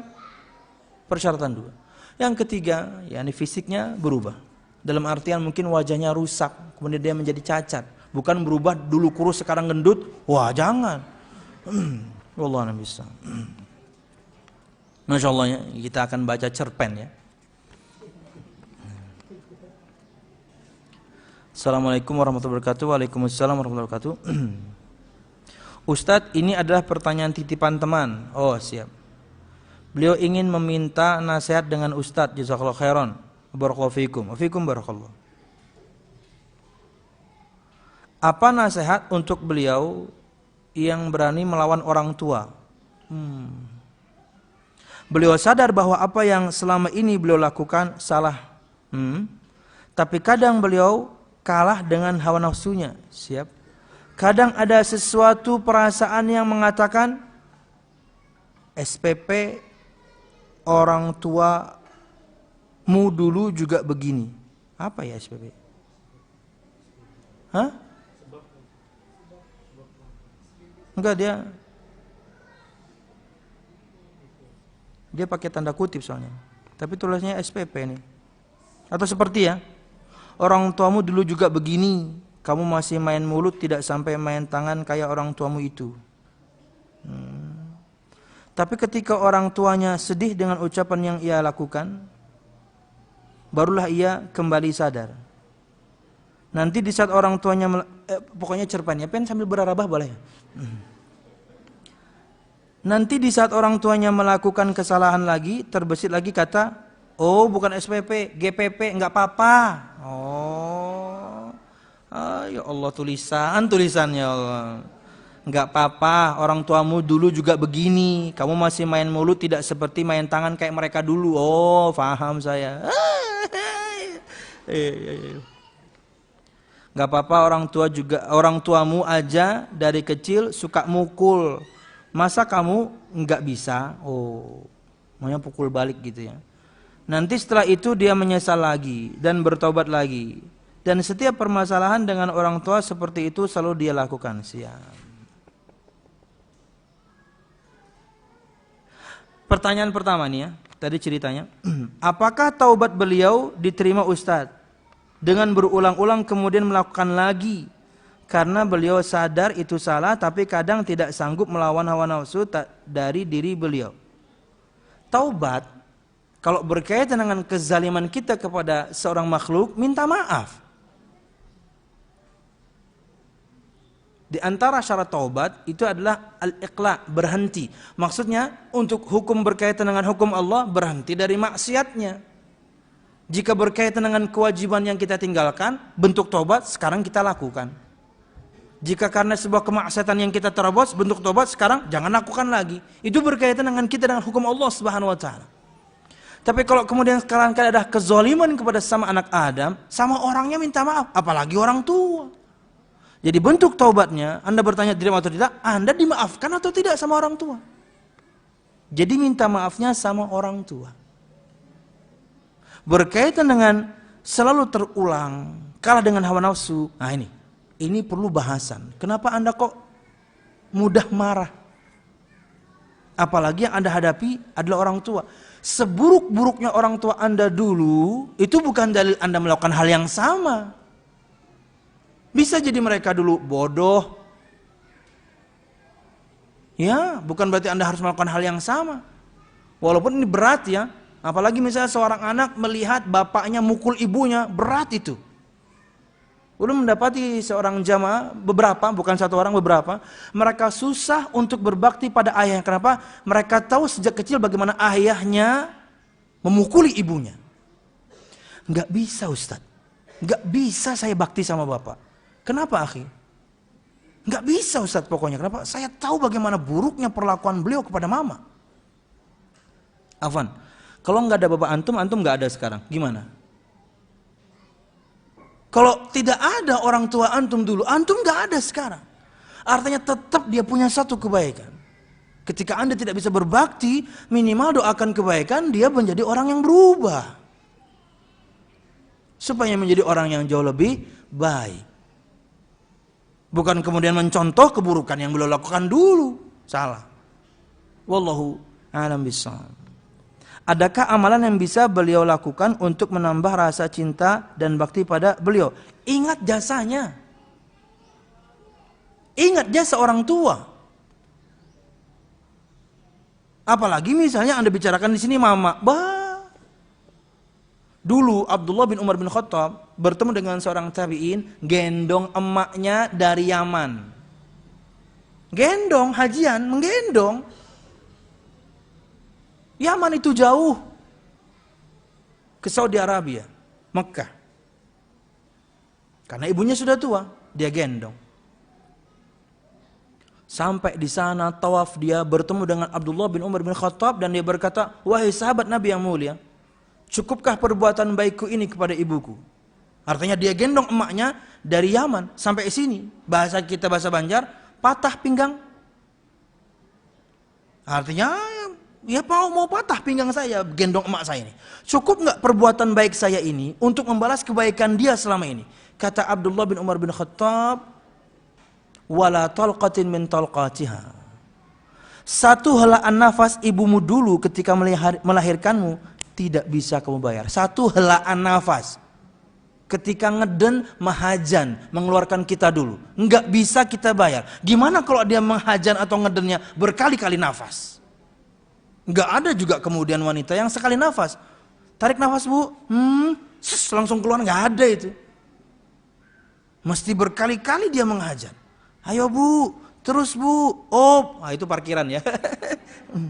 Terus bu, ayo bu, tekan lagi bu. Subhanallah. Satu helaan nafas dia nggak bisa kita bayar. Ulun ingin berikan satu contoh. Tidak mungkinnya kita membalas kebaikan orang tua.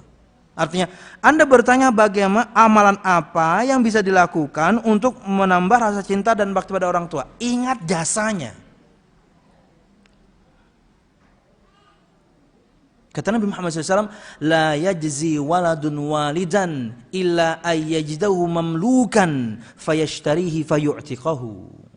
Seorang anak tidak akan bisa membalas kebaikan orang tuanya sampai, berarti ada kesempatan nih, bisa nih.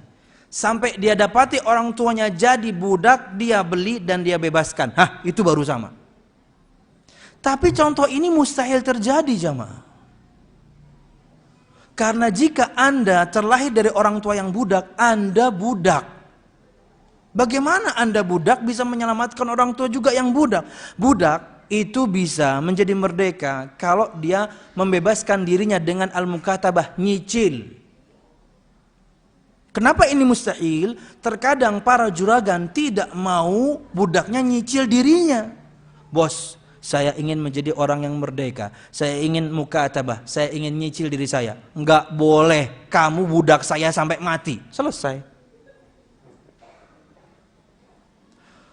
Mungkin ada juragan yang baik gitu ya. Bos, saya pengen membebaskan diri saya. Saya ingin menjadi orang yang merdeka. Boleh. Tapi kamu harus membayar sebulan 10 juta. Dari mana kamu uangnya? Kamu saja nggak saya gaji. Hak juragan untuk tidak menggaji budaknya. Dikasih makan aja cukup. Karena budak itu, kata para ulama, mereka berbeda pendapat, ini manusia apa barang? Jika dilihat si sosoknya manusia dong. Tapi mereka bagaikan barang diperjualbelikan. Dan hak juragan untuk tidak menggaji. Kamu dari mana fulusnya? UMR aja nggak punya, apalagi 10 juta. Boleh, tapi 10 juta sebulan selama 10 tahun. Ada kesempatan tersebut, hilang kesempatan tersebut. Padahal juragannya sudah membolehkan mukataba. Artinya contoh yang diberikan Nabi Muhammad mustahil. Sekalipun misalnya seorang dapat gaji, dari gajinya dia menyicil dirinya, kemudian dia menjadi orang merdeka, untuk membebaskan bapak atau ibunya yang juga budak, mungkin juragannya lain dengan juragan Anda. Pak, saya ingin bebaskan orang tua saya. Nggak boleh. Selesai. Artinya contoh yang Nabi Muhammad buat, contoh mustahil. Mustahil seorang anak itu membalas kebaikan orang tuanya. Maka jika Anda bertanya bagaimana supaya cinta orang tua, supaya kemudian bakti sama orang tua, ingat kebaikan mereka selama ini. Bukan kemudian kesalahan yang mereka lakukan. Wallahu a'lam bishawab. Kesadaran akan kesalahan dia ini, dia sadari ketika sudah mengenal sunnah dan sering kajian. Dia mampu melakukan amal-amalan yang lain, tetapi masalah bakti pada orang tua masih berat. Perlukah Ustadz beliau rutinkan ruqyah mandiri, jamaah? Sangat mungkin, bisa jadi hawa nafsunya, kemarahannya masih ada dan semua bermula dari hati, jantung.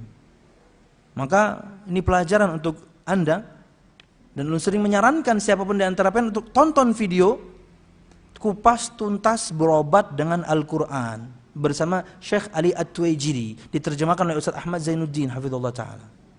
9 bagaimana cara ruqyah mandiri. Salah satu di antaranya membaca Al-Quran, niat meruqyah dengan mengelus bagian yang sakit. Dalam hal ini Anda punya masalah dengan hawa nafsu. Anda punya masalah dengan kemarahan. A'udzubillahi minasyaitonirrajim. Silakan baca Al-Quran sambil elus-elus. Karena semuanya bermula dari sini. Wallahu a'lam bishawab. Ya, ini yang bisa saya sampaikan. Ada lagi kah? Sudah tadi. Mudah-mudahan bermanfaat jamaah. Salah dan khilaf ulum, mohon maaf. Jadi berbaktilah pada kedua orang tua karena kebaikan mereka terlalu banyak dan tidak bisa kita membalasnya. Ada pertanyaan langsung kah? Suara mic? Oh, enggak ada. Oke. Iya. Ada pertanyaan atau pengen main-main mikrofon? Silakan Ibu, ada pertanyaan? Silakan Ibu, pertanyaan terakhir ya. Enggak ada? Oke. Mudahan bermanfaat jamaah. Salah dan khilaf ulum, mohon maaf. Mudahan diberkahi Allah Subhanahu wa taala, amin ya rabbal alamin. Kita tutup dengan doa kafaratul majlis. Ada? Ya, silakan Ibu. Waalaikumsalam, silakan Ibu. Boleh? Yang pertama itu masalah cinta pada Allah, Ustaz. Siap. Kalau kita cinta kepada manusia itu kan mudah sekali, Ustaz, ya. Siap. Sedangkan kenapa untuk menghadirkan cinta kepada Allah ini cintanya sulit, Ustaz. Padahal kita sudah menjadi mata gitu kan. Terus kalau misalnya tentang kehidupan orang bencana kita mudah terenyuh. Siap. Tapi kalau misalnya Allah sulit merenyuh kita. Siap. Itu apakah tanda-tanda bahwa hati kita masih keras, Ustaz? Siap. Yang kedua, masalah yang hadis tentang mati syahid, Ustaz. Itu kan yang ada penyakit Di perut.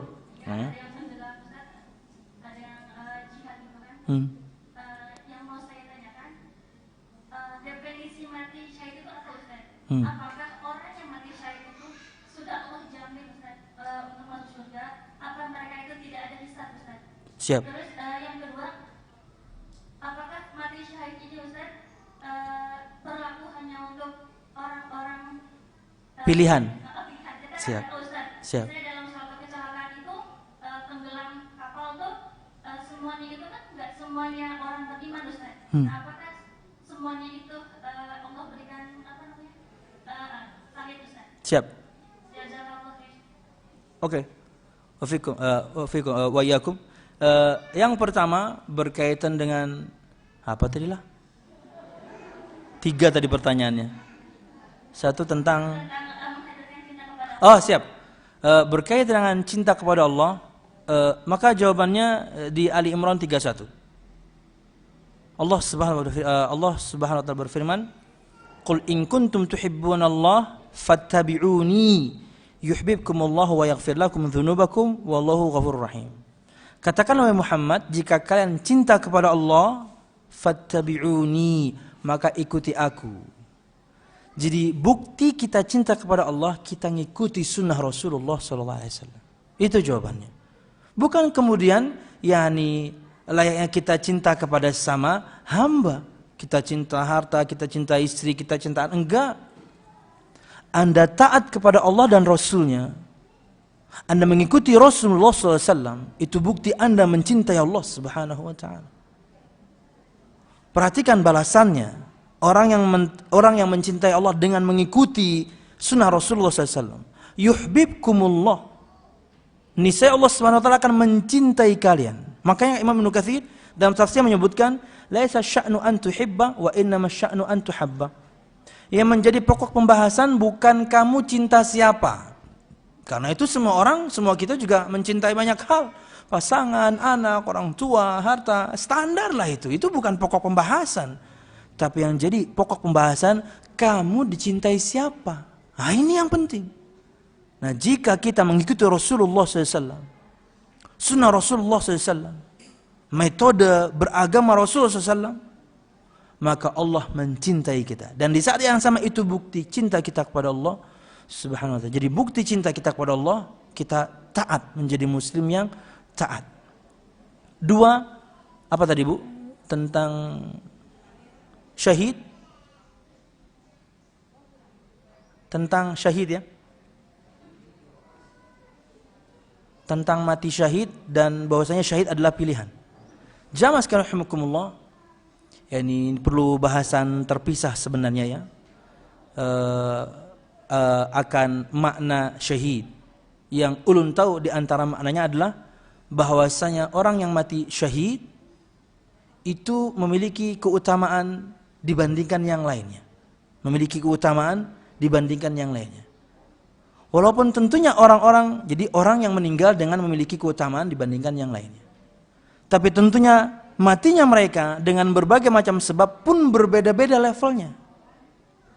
Level orang yang mati syahid betul-betul di medan perang itu berbeda dengan yang matinya karena keruntuhan bangunan, yang matinya karena tenggelam, yang matinya karena melahirkan misalnya, beda level.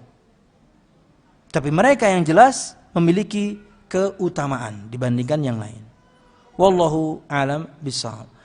Bahkan untuk orang yang mati syahid di medan perang, di antara keutamaan yang mereka miliki, tidak ada fitnah kubur. Tidak ada fitnah kubur. Tidak ditanya di kuburnya, siapa Tuhanmu, apa agamamu, siapa nabimu. Enggak ada pertanyaan itu. Kenapa? Mereka, kata Nabi Muhammad, cukuplah kilatan pedang bukti iman mereka. Bahkan ruh mereka sudah di surga Allah Subhanahu wa Ta'ala sekarang. Ini untuk yang perang ya, mati syahid di medan perang. Kata Nabi Muhammad riwayat Imam Muslim, arwahuhum fi jawfi tayrin khudrin laha qanadilun mu'allaqatun bil 'arsy tasruhu fil jannati haitsu sya'at thumma ta'wi ila tilkal qanadil. Ruh-ruh mereka, orang-orang yang mati syahid di medan perang, mati dengan sebuah keutamaan, meninggalnya untuk menegakkan agama Islam. Ruh-ruh mereka itu ada di dalam tembolok seekor burung yang berwarna hijau. Dia memiliki lentera cahaya yang menggantung di arsy Allah Subhanahu wa Ta'ala. Kemudian dia berterbangan di surga Allah semau dia. Nanti dia akan kembali lagi kepada lentera tersebut yang menggantung pada arsy Allah Subhanahu wa Ta'ala. Ini ruhnya saja sudah di surga. Tapi ini spesifik untuk yang syahid di medan perang. Wallahu a'lam bishawab. Artinya secara umum mereka memiliki keutamaan. Nah, berkaitan dengan sebab bencana, kalau misalnya ada orang mati ketiban bangunan, orang yang mati karena kebakaran, orang yang mati karena tenggelam, maka terkadang korban tentunya banyak ya. Ada pelaku maksiat di sana, ada orang yang beriman di sana. Dan inilah di antara terkadang musibah itu juga menimpa untuk orang-orang yang saleh. Enggak mesti bukan karena mereka tidak menegakkan amanah undang-undang, enggak. karena mereka kena aja. Tapi ingat, mereka mati dalam keadaan yang istimewa, yakni syahid di sisi Allah Subhanahu wa taala, dan yakni berkaitan dengan pasti surganya. Ingat, orang yang mati syahid yang ulun sebutkan tadi, ruhnya saja sudah di surga. Tapi apakah kemudian nanti ada hisab? Wallahu a'lam bishawab. Yang jelas untuk semuanya ada perhitungan. Tapi sekarang untuk yang mati syahid di medan perang, ruhnya saja sudah di surga Allah Subhanahu wa taala berterbangan. Wallahu a'lam bishawab. Bahkan doa Nabi Muhammad SAW, itu ketika beliau ditawari untuk mati sekarang atau nanti, doa beliau, ma'alladzina an'amallahu alaihim minan nabiyyin was-siddiqin wasyuhada'i was-salihin. Aku ingin bersama orang-orang yang telah Engkau berikan nikmat, ya Allah, di kalangan yakni para nabi, siddiqin, orang-orang yang sangat jujur imannya kepada Allah, layaknya Abu Bakar As-Siddiq, syuhada, orang-orang yang mati syahid di medan perang, wassalihin, dan orang-orang saleh. Artinya ini adalah sebuah keutamaan hingga Nabi Muhammad ingin bersama mereka. Wallahu a'lam bishawab. Jamaah sekalian rahimakumullah, ini berkaitan dengan sekilas berkaitan dengan syahid, tapi yang jelas yakni mungkin akan lebih detail, mudah-mudahan saya bisa sampaikan materi lebih detail berkaitan dengan syahid ini di pertemuan mendatang. Karena penting, yakni karena level mereka berbeda satu dan yang lainnya. Seperti ulun sampaikan di pertemuan yang lalu, man mata fil batni fahuwa syahid. Barang siapa yang meninggal karena sakit yang ada di perutnya, maka dia disebut mati syahid. Tapi tentunya levelnya beda dengan orang yang berperang. Wallahu a'lam bishawab. Mati dengan memiliki sebuah keutamaan. Wallahu a'lam bishawab. Ini yang bisa ulun sampaikan. Oke, boleh, silakan. Pakai mic, Bu, kita live soalnya. Silakan pakai mic-nya, Bu. Enggak bunyi? Ya, sip.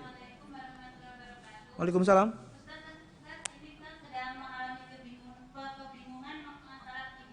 Siap.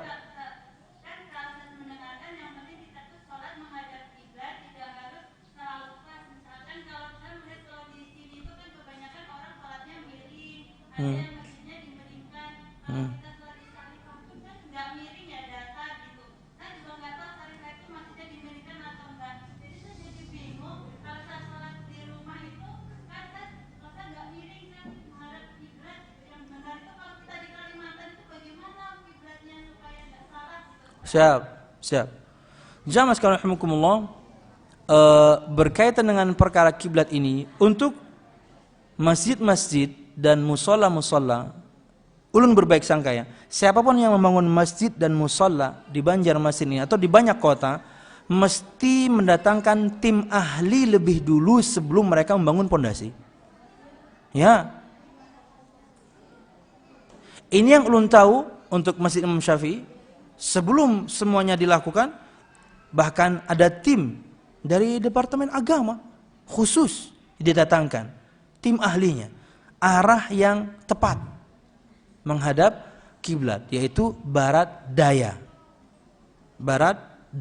Jadi miring dikit. Nah, terkadang yakni sebagian masjid posisi tanahnya sudah tepat memang. Iya. Tapi sebagian masjid yang lain yakni dia hanya membangunnya lurus, tapi di dalamnya kemudian mereka memiringkan diri. Tapi ingat, semuanya yang ulun tahu ya, bahwasanya mereka sebelum membangunnya sudah mengukurnya lebih dulu. Bahwasanya inilah yakni posisi yang paling tepat kemudian untuk menghadap kiblat. Selama masih dalam posisinya ya beda sedikit-sedikit, no problem ya. Bukan kemudian terlalu condoknya salah. Harusnya barat daya, Anda tentunya malah mungkin ke utara atau bahkan mungkin ke selatan misalnya. Enggak. Selama misalnya barat daya, ini barat nih. Misalnya matahari tenggelam di sini nih. Kiblat kita itu Indonesia, barat daya. Simple. Wallahu a'lam bishawab. Maka yakni seseorang bertakwa semampu yang dia usahakan. Misalnya dia dekat dengan masjid, dia ukur saja tuh kemiringan masjid berapa. Dia ikuti mungkin karena dia salat di rumah, komunitas salat di rumah.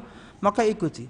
Bahkan di antara beberapa produk Kompas yang bagus tentunya, bahkan mungkin beberapa handphone yang canggih-canggih itu akurat.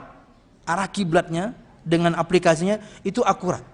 Maka cukup. Itulah usaha yakni maksimal dalam kita bertakwa kepada Allah Subhanahu wa taala. Jangan lagi kemudian datang keraguan-keraguan. Pas kadalah ya, tak pas pengen putar-putar sembahyang. Udah, yakinkan di sini bismillah, Allahu akbar. Wallahu a'lam bishawab. Berarti Anda harus miring. Nggih. Maksudnya Anda miringkan sedikit, bukan Anda sholatnya begini. Bukan ya? Iya. Anda miringkan sedikit. Ulun kayak di rumah. Di rumah pun, yani misalnya rumah ulun hadap seperti ini ya. Kiblat kita itu di dalam, yani istri juga ya. Sampai kemarin pun dia, yani nyocok-nyocokin terus. Akhirnya selama ini alhamdulillah sholat dia benar. Ya dengan Al-Fajr itu diantara yang lumayan akurat ya. Jam tangan Al-Fajr diantara yang lumayan akurat. Bujur aja. Tapi harus miring, nggak lurus dengan bentuk rumah, nggak lurus dengan misalnya simetris dengan bentuk tembok, enggak, ya miring, nggak ada masalah. Wallahu a'lam bishawab. Sudah ya Bu? Udah lafar nih Bu. Oke, mudah-mudahan bermanfaat. Salah dan khilaf, mohon maaf. Mudah-mudahan kajian kita ini diberkahi Allah Subhanahu wa taala. Amin ya rabbal alamin. Subhanakallahumma bihamdika asyhadu an la ilaha illa anta astaghfiruka wa atubu ilaik. Assalamualaikum warahmatullahi wabarakatuh.